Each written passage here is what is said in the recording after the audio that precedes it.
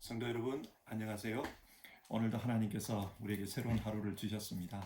오늘 하루를 믿음으로 살 수 있기를 바랍니다. 그러면 우리의 믿음을 신앙 사도신경으로 고백하겠습니다. 나는 전능하신 아버지 하나님, 천지의 창조주를 믿습니다. 나는 그의 유일하신 아들, 우리 주 예수 그리스도를 믿습니다. 그는 성령으로 잉태되어 동정녀 마리아에게서 나시고 본디오 빌라도에게 고난을 받아 십자가에 못 박혀 죽으시고 장사된 지 사흘 만에 죽은 자 가운데서 다시 살아나셨으며 하늘에 오르시어 전능하신 아버지 하나님 우편에 앉아 계시다가 거기로부터 살아있는 자와 죽은 자를 심판하러 오십니다.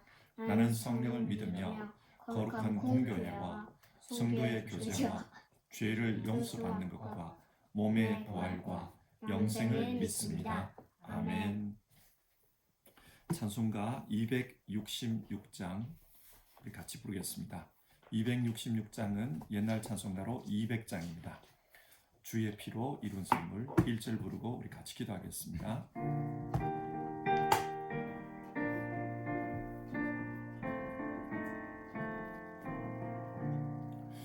주의 피로 이룬 샘물 참 깊고 넓도다.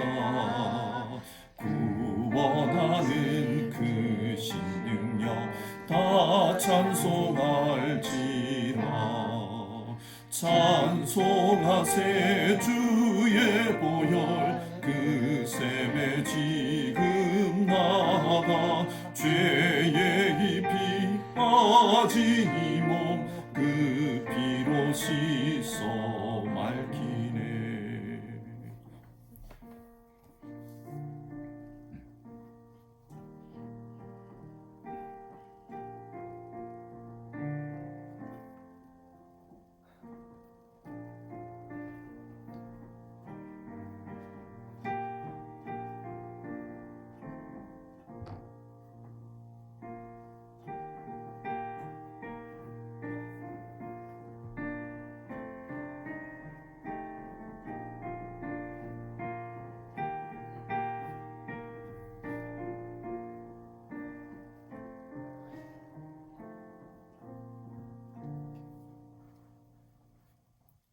하나님 아버지, 오늘도 하나님 앞에 예배하며 하루를 시작할 수 있게 해주셔서 감사를 드립니다. 하나님, 모든 영광을 받아주시고 또 오늘 하루의 삶 가운데 우리와 동행하여 주셔서 하나님의 뜻을 이루며 또 하나님의 영광을 드러내며 사는 우리 될 수 있기를 기도합니다. 하나님, 예배하는 이 시간 우리의 심령 가운데 찾아와 주셔서 진리를 깨닫게 하시고 우리 각자에게 필요한 말씀들을 허락해 주시옵소서. 예수님의 이름으로 기도드립니다. 아멘. 오늘 함께 읽을 성경 말씀은 요한복음 18장 28절에서 40절의 말씀입니다. 요한복음 18장 28절에서 40절까지 말씀 한 절씩 교독하여서 읽고 마지막 절은 한 목소리로 읽겠습니다. 18장 28절을 읽겠습니다. 그들이 예수를 가야바에게서 관정으로 끌고 가니 새벽이라. 그들은 더럽힘을 받지 아니하고 유월절 잔치를 먹고자 하여 관정에 들어가지 아니하더라. 그러므로 빌라도가 밖으로 나가서 그들에게 말하되 너희가 무슨 일로 이 사람을 고발하느냐? 대답하여 이르되 이 사람이 행악자가 아니었더라면 우리가 당신에게 넘기지 아니하였겠나이다. 빌라도가 이르되 너희가 그를 데려다가 너희 법대로 재판하라. 유대인들이 이르되 우리에게는 사람을 죽이는 권한이 없나이다 하니 이는 예수께서 자기가 어떠한 죽음으로 죽을 것을 가리켜 하신 말씀을 응하게 하려 함이로라. 이에 빌라도가 다시 관정에 들어가 예수를 불러 이르되 내가 유대인의 왕이냐? 예수께서 대답하시되 이는 내가 스스로 하는 말이냐? 다른 사람들이 나에 대하여 네게 한 말이냐? 빌라도가 대답하되 내가 유대인이냐? 내 나라 사람과 대제사장들이 너를 내게 넘겼으니 네가 무엇을 하였느냐? 예수께서 대답하시되 내 나라는 이 세상에 속한 것이 아니니라. 만일 내 나라가 이 세상에 속한 것이었더라면 내 종들이 싸워 나로 유대인들에게 넘겨지지 않게 하였으리라. 이제 내 나라는 여기에 속한 것이 아니니라. 빌라도가 이르되 그러면 네가 왕이 아니냐? 예수께서 대답하시되 네 말과 같이 내가 왕이라. 내가 이를 위하여 태어났으며 이를 위하여 세상에 왔나니 곧 진리에 대하여 증언하려 함이로라. 무릇 진리에 속한 자는 내 음성을 듣느니라 하신대. 빌라도가 이르되 진리가 무엇이냐 하더라. 이 말을 하고 다시 유대인들에게 나가서 이르되 나는 그에게서 아무 죄도 찾지 못하였노라. 유월절이면 내가 너희에게 한 사람을 놓아주는 전례가 있으니 그러면 너희는 내가 유대인의 왕을 너희에게 놓아주기를 원하느냐 하니 같이 읽겠습니다. 그들이 또 소리 질러 이르되 이 사람이 아니라 바라바라 바라바라 하니 바라바는 강도였더라. 아멘. 방금 읽은 본문은 예수님께서 총독 빌라도 앞에서 신문 받는 내용입니다. 성경은 이 신문 장면을 비교적 상세하게 기록하고 있습니다. 그러면 이 신문 내용을 통해 성경이 증언하고자 하는 메시지를 함께 살펴보도록 하겠습니다. 오늘 본문은 내용상 두 단락으로 나누어집니다. 첫 번째 단락은 28절에서 32절까지인데요. 유대인 지도자들의 외식에 대한 이야기입니다. 28절입니다. 그들이 예수를 가야바에게서 관정으로 끌고 가니 새벽이라. 이 부분을 헬라어로 읽어보면 그때에 라는 단어가 있습니다. 그 단어로 시작하고 있습니다. 그러나 우리말 성경에는 이 단어가 빠져 있습니다. 여기서 그때란 언제일까요? 예수님께서 빌라도의 관정으로 끌려오기 바로 직전의 때입니다. 그때 예수님은 대제사장 가야바의 집에서 모였던 산헤드린 공회에서 신문을 받았습니다.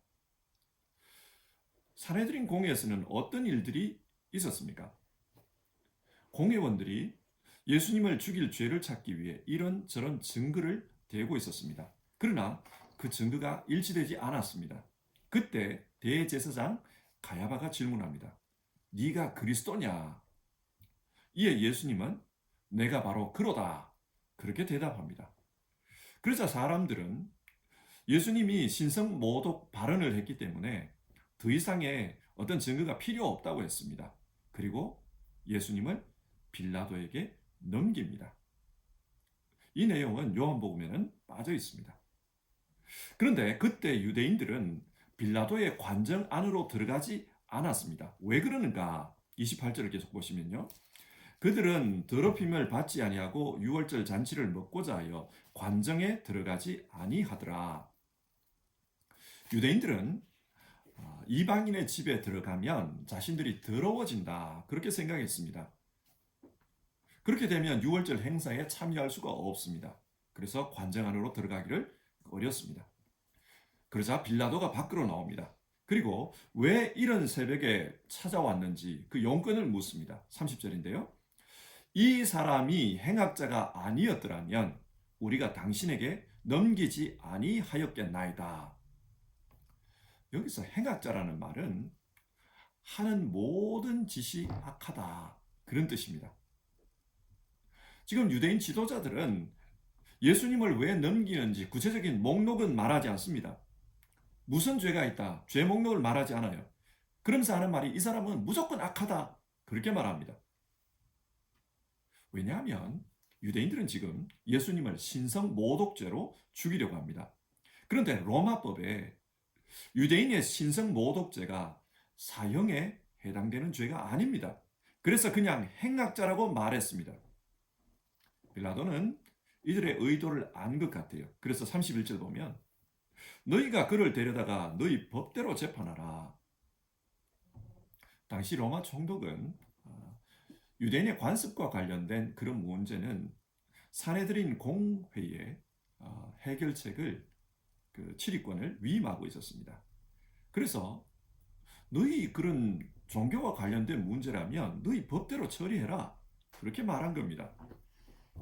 그러자 유대인들이 하는 말이 우리에게는 사람을 죽이는 권한이 없나이다. 그렇게 말합니다. 이 말에서 알 수 있는 것은 지금 유대인들은 이미 사형을 결정하고 찾아온 겁니다. 죽여야 하는데 그런데 우리가 죽일 수가 없다. 그 말입니다.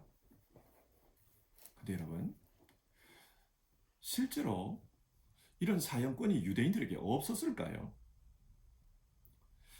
사도행전을 보면 스데반을 죽이는 장면이 나옵니다. 그때 유대인들이 돌을 가지고 스데반을 쳐서 죽였습니다. 사형 집행을 했습니다. 그런데 왜 지금 유대 지도자들은 우리에게는 사형권이 없다. 그렇게 말을 하는 것일까요? 지금 많은 사람들이 예수님을 메시아로 따르고 있습니다.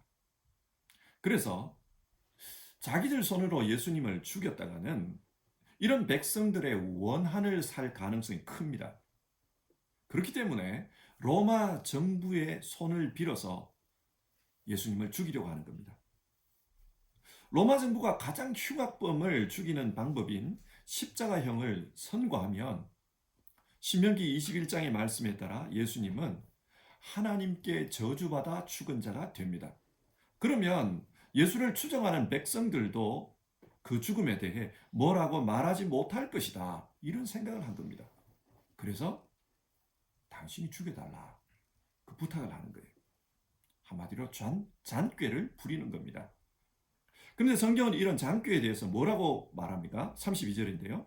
이는 예수께서 자기가 어떠한 죽음으로 죽을 것을 가리켜 하신 말씀을 응하게 하려 함이로라. 이것은 이미 예수님께서 자신의 죽음에 대해 예언하셨던 말씀을 이루기 위해서다. 그렇게 설명하고 있습니다. 예수님은 자신의 예언대로 죽으신 겁니다. 자, 여기서 오늘 본문이 전하는 메시지를 한번 생각해 봅시다. 성경이 지금 무엇을 말씀하고 있습니까? 유대 지도자들의 외식적인 신앙에 대하여 경고하고 있습니다. 이 사람들은 굉장히 모순적입니다. 그들은 율법에 나오는 절기를 지키기 위해 관정에 들어가는 것을 꺼립니다. 그러나 율법의 제일 큰 계명, 하나님을 사랑하라, 그리고 내 이웃을 내 몸처럼 사랑하라. 이 계명은 아주 우습게 여깁니다. 사람을 억울하게 죽이면서 전혀 거리낌이 없습니다. 예수님은 유대 지도자들을 향해서 이런 말씀을 하신 적이 있습니다. 마태복음 23장 24절 말씀인데요. 하루살이는 걸러내고 낙타는 삼키는도다. 무슨 말입니까? 하나님 말씀의 가장 큰 부분은 무시하면서 작은 계명에는 집착한다는 뜻입니다. 예를 들어 박하와 회향과 건체의 11조는 따집니다. 그러면서 율법에 더 중요한 정의와 긍휼과 믿음은 저버렸다. 그렇게 말씀하셨어요. 이런 일은 비일비재합니다. 마태복음 5장 21절에서 26절 사이에 하나님께 예배를 드리기 전에 형제와 불화한 일이 생각나거든 먼저 화해하고 와서 하나님께 예배하라. 예수님은 그렇게 가르쳤습니다. 왜 이렇게 가르쳤을까요? 예배의 정신은 화목에 있기 때문입니다. 하나님과의 화목, 이웃과의 화목. 그게 예배의 정신입니다.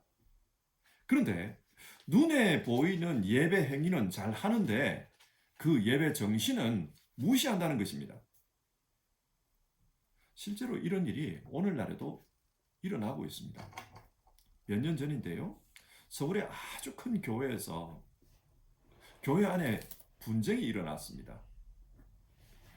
그리고 그 분쟁 때문에 충돌이 일어났어요. 그래서 주일날 경찰이 출동하고 또 용역들이 들어와서 싸우고 난리도 아니었습니다. 그게 뉴스에 보도도 되고요. 그런데 그런 와중에 사람들이 예배를 드립니다. 여러분, 이 예배가 하나님께서 받으시는 그런 예배일까요? 예수님의 가르침은 저버렸습니다. 그것은 없고 그저 껍데기, 예배의 형식만 지킵니다. 찬송 부르고 설교하고 기도하고 난장판 속에서 그렇게 예배합니다. 이게 외식입니다. 우리도 이럴 수가 있습니다.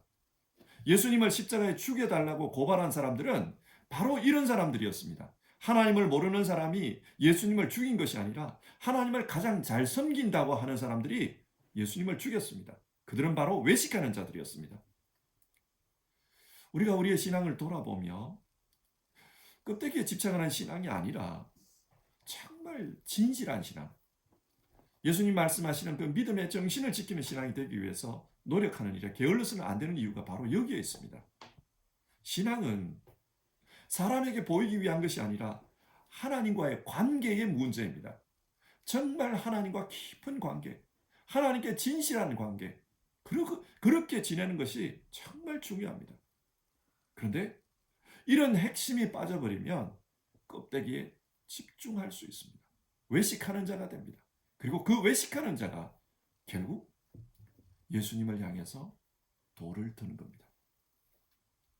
자, 그러면 오늘 본문의 두 번째 단락으로 한번 넘어가 봅시다.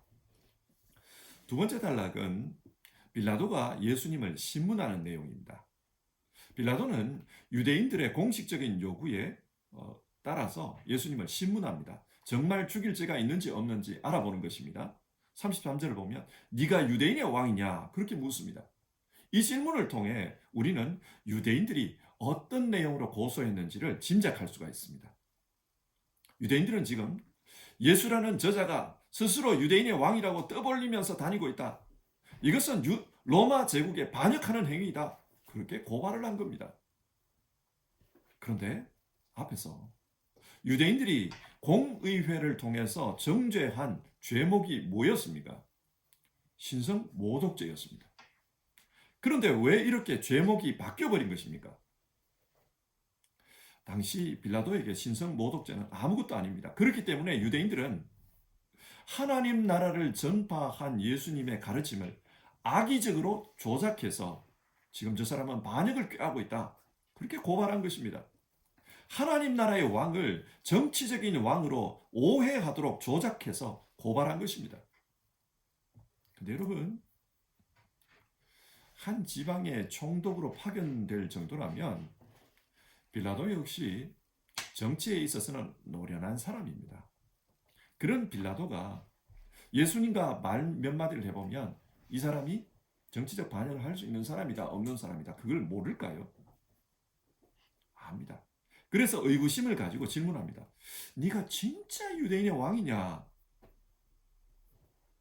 그러자 예수님은 이 질문이 당신의 생각에서 나온 질문입니까? 아니면 유대인의 생각에서 나온 질문입니까? 그렇게 묻습니다. 여기에 빌라도는 내가 유대인도 아닌데 왜 당신을 왕이라고 생각하겠느냐? 유대인들이 그렇게 고소를 했다. 왜 그런 고소를 하게 되느냐? 네가 무슨 짓을 한 것이냐? 그렇게 묻습니다. 그자 예수님이 자신이 전파한 하나님 나라가 어떤 것인지를 설명합니다. 36절인데요. 내 나라는 이 세상에 속한 것이 아니니라. 만일 내 나라가 이 세상에 속한 것이었더라면 내 종들이 싸워 나로 유대인들에게 넘겨지지 않게 하였으리라. 이제 내 나라는 여기에 속한 것이 아니니라. 예수님은 자신이 가르친 하나님 나라는 이 세상의 정치와는 관련이 없다는 것을 분명히 밝히셨습니다. 하나님 나라는 이 세상의 로마와 경쟁하는 그런 나라가 아닙니다. 하나님의 나라는 하나님의 뜻이 이루어지는 나라입니다. 이 세상에 속한 것이 아닙니다. 이런 설명을 들은 빌라도는 또다시 질문합니다. 그러면 네가 왕이냐? 그래서 예수님은 어떤 의미에서 왕인지를 분명하게 설명해 줍니다. 37절인데요. 네 말과 같이 내가 왕이니라. 내가 이를 위하여 태어났으며 이를 위하여 세상에 왔나니 곧 진리에 대하여 증언하려 함이로라. 무릇 진리에 속한 자는 내 음성을 듣느니라. 예수님은 자신이 왕임을 분명히 밝힙니다. 그런데 어떤 의미에서 왕이라고 합니까? 진리의 왕이라고 합니다. 하나님의 진리를 드러내는 왕이다. 그렇게 설명해 줍니다. 그러자 빌라도가 궁금해서 묻습니다. 진리가 무엇이냐? 이 부분을 헬라어로 보면은요. 무엇이 진리인가? 그런 뜻입니다. 여러분, 무엇이 진리입니까? 요한복음은 그 진리가 무엇인지 이미 말씀했습니다. 내가 곧 길이요 진리요 생명이니 나로 말미암지 않고는 아버지께로 올 자가 없느니라. 내가 곧 진리다. 진리라는 이 말은 헬라어로 알레테이아라는 말인데요. 이 말은 숨기지 않고 드러내다 그런 뜻입니다. 숨김없이 드러내는 것, 혹은 숨겨진 것을 밝히 드러내는 것, 그게 진리입니다. 우리 신앙에서 진리는 하나님입니다. 그런데 그 하나님을 드러내시는 분, 그분이 누구냐? 예수님이에요. 그래서 예수님 자신을 진리라고 말씀합니다. 자, 이런 대화를 통해서 빌라도는 예수님에게는 유대인들이 고발한 그런 죄가 없다라는 것을 알게 되었습니다. 그래서 이렇게 판결합니다. 38절. 나는 그에게서 아무 죄도 찾지 못하였노라. 죄가 없다고 선언합니다. 죄가 없다면은 이 사람을 풀어줘야 돼요. 예수님을 풀어드려야 합니다. 그런데 빌라도는 정치인입니다. 그래서 자기를 고발하고 있는 지금 그 유대 지도자 무리의 분위기를 아는 거예요. 그래서 어느 정도는 그들을 달래줘야 되겠다. 중재안을 제시합니다. 어떤 중재안이냐? 명절에 죄인을 한 명 풀어주는 관례가 있는데 이 예수라는 사람을 놓아주자. 그런 중재안을 제시한 겁니다. 빌라도의 노림수는 이겁니다. 첫 번째는 예수는 공식적으로 죄인이다. 그러면 너희들도 만족할 수 있지? 이런 말이에요. 그러면서 그렇지만 진실을 외면할 수는 없다. 이 사람은 죄가 없다. 그러니까 풀어주자. 자기 주장도 관철하고자 하는 겁니다. 빌라도는 진실을 알아요. 그러나 그는 정치인이기 때문에 현실을 택합니다. 자기가 처한 이 현실에서는 유대인 지도자들과 타협하지 않으면 총독 역할을 감당하기가 어렵다. 그래서 유대인들의 입맛에 맞게 중재안을 내놓은 겁니다. 여기서 우리는 이 빌라도가 어떤 사람인지를 알 수 있습니다. 그는 무엇이 진리냐 그런 궁금증을 가지고 있지만 그러나 그 진리로 사는 사람은 아닙니다. 그때 군중들이 외칩니다. 바라바를 놓아주시오. 바라바를 놓아주시오. 그 군중들의 함성이 격렬해지자 결국 빌라도는 예수님을 십자가에 죽도록 넘겨버립니다. 그리고 바라바를 놓아줍니다. 자, 여러분, 오늘 본문이 주는 메시지가 무엇입니까? 우리는 진리로 살고 있는가? 그것을 묻습니다. 빌라도는 신문을 통해서 무엇이 사실이고 무엇이 진실인지를 알았습니다. 유대인 지도자들이 자신들의 그 종교적 기득권을 유지하기 위해서 예수님을 음해한 것이라는 것을 압니다. 그런데 결국 빌라도는 예수님을 십자가에 죽도록 넘겨버립니다. 왜 그렇습니까? 정치적 현실을 고려했기 때문입니다. 이게 무엇을 의미합니까? 진실을 아는 것하고 진실대로 사는 것은 별개의 문제다. 그 말입니다. 자, 이 말씀을 오늘 우리에게 한번 적용해 봅시다. 우리는 진리를 압니다. 그러나 우리는 그 진리로 살고 있습니까? 어쩌면 우리도 빌라도처럼 진리를 알기는 하지만 그 진리로 살지 않는 그런 모습일 수 있습니다. 다른 분들은 잘 모르겠어요. 근데 저는 제 자신을 보면서 진리를 아는 것과 진리로 사는 것은 별개다. 그것을 많이 느낍니다. 제 안에 얼마나 많은 모순을 발견한지 몰라요. 내가 성경을 아는 것과 그 성경을 믿는다고 고백하는 것까지는 좋아요. 그런데 진짜 내가 그 성경 말씀대로 살고 있냐? 그런 문제에 있어서 저는 제 모순을 많이 발견합니다. 만약 하나님께서 나의 이런 모습들을 무슨 비디오로 찍어가지고 편집해서 사람들에게 영상으로 공개한다면 나는 내가 평소에 했던 그 설교가 나 자신을 정죄할 것이라는 사실을 잘 압니다. 여러분은 어떻습니까? 여러분은 여러분이 알고 있는 그 진리대로 살고 계십니까? 우리가 신앙하면서 고민하고 실험해야 될 문제는 바로 이겁니다. 나는 진리대로 살고 있느냐? 이 문제입니다. 머릿속에 있는 그 진리가 어떻게 내 마음과 또 내 손과 발로 옮겨질 것인가? 그것이 우리에게 있어서는 과제입니다. 자, 오늘 말씀을 정리해 보겠습니다. 오늘 성경은 위선의 껍데기가 아니라 진실하게 사는가 그 문제를 묻습니다. 그리고 진리를 아는 것에서 그치지 않고 진리를 행하면서 사는가 그것을 우리에게 묻습니다. 여러분, 우리는 어떻게 살고 있습니까? 예수님의 십자가는 우리를 향한 하나님의 사랑이며 은혜입니다. 신앙생활에서 은혜가 빠져버리면 외식의 삶을 살게 됩니다. 종교적 형식만 남습니다. 하나님께서 우리에게 십자가를 주신 것은 그 은혜로 살라는 것입니다. 우리 안에 은혜가 없으면 예수님을 십자가에 못 박아 죽이라고 했던 그 종교 지도자들이 우리가 될 것입니다. 그리고 진실을 알지만 진실대로 살지 못했던 그 빌라도가 우리가 될 것입니다. 두 무리 다 예수님의 십자가 앞에 서 있는 사람들입니다. 십자가를 보았고 십자가를 경험한 사람들입니다. 그러나 그들은 이 십자가의 은혜로 살지 못했습니다. 이 은혜가 우리에게 중요합니다. 루터는 예수님의 십자가를 이렇게 해석했습니다. 약간 각색을 해서 이런 설명을 해요. 하나님은 예수님을 보내면서 우리에게 이런 말씀을 하셨다. 하나님은 예수님을 우리에게 보내시면서 예수님에게 이런 말씀을 하셨다. 너는 저 부인자 베드로가 되어라. 핍박자이며 신성 모독자이며 잔인한 억압자 바울이 되어라. 간음자 다윗이 되어라. 낙원에서 선악과를 먹은 저 죄인이 되어라. 십자가에 달린 저 도둑이 되어라. 한마디로 말해 모든 사람의 죄를 범한 자가 되어라.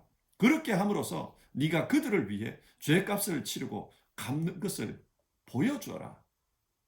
하나님께서 예수님께 그렇게 말씀하셨다는 거예요.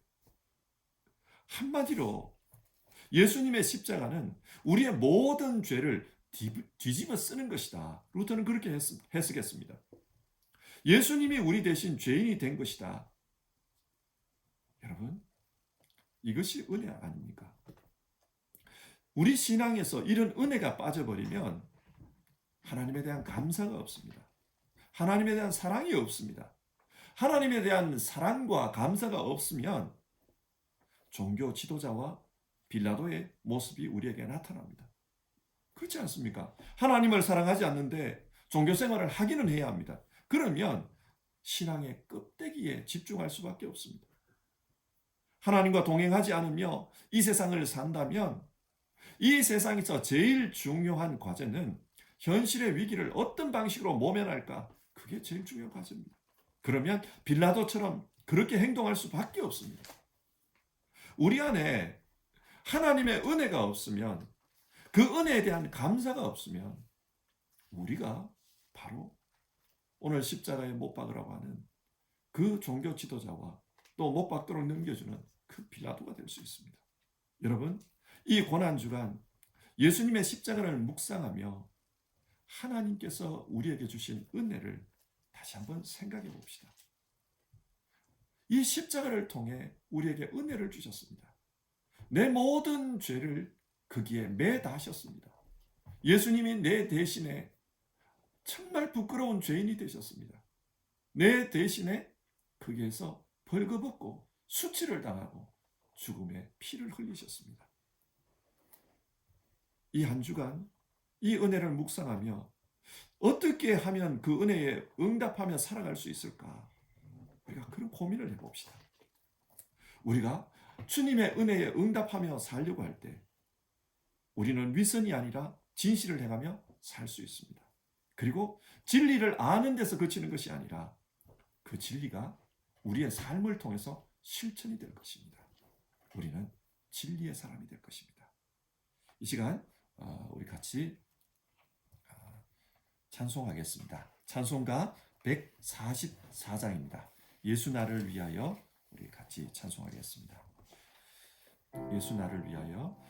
옛날 찬송가도 144장입니다. 우리 1절 부르고 기도하겠습니다.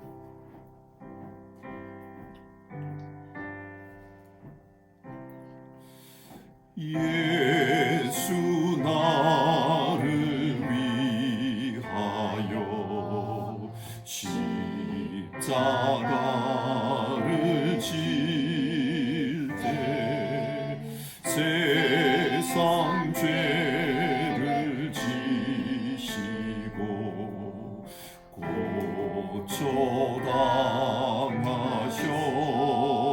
고쳐당하셨네. 예수님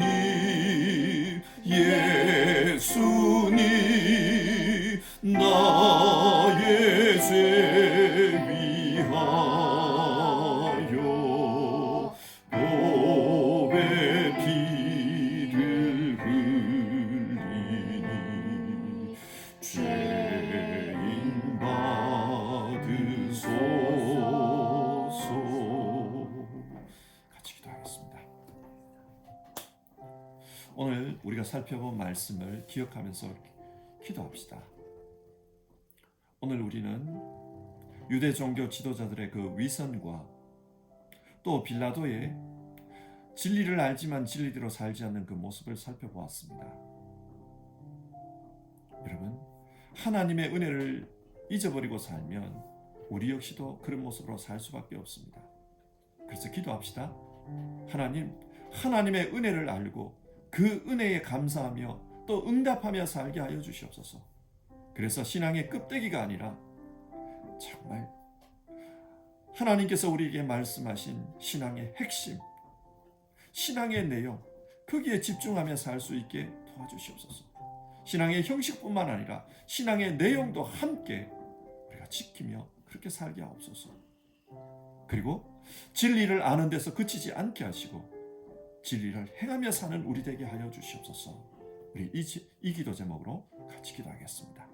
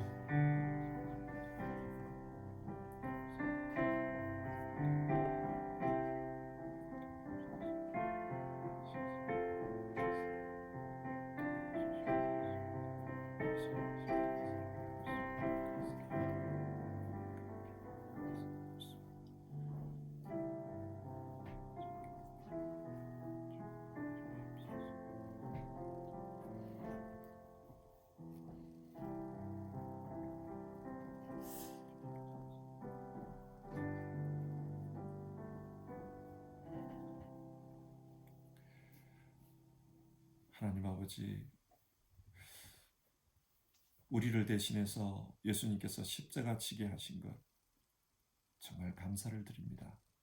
우리가 죽어야 하는데, 우리의 부끄러운 죄를 우리가 당해야 하는데 그 죄를 예수님께서 짊어지게 하신 것, 하나님께서 우리에게 베풀어 주신 그 은혜를 기억하고 또 그 은혜에 감격하며 감사하며 사는 우리 되게 하여 주시옵소서.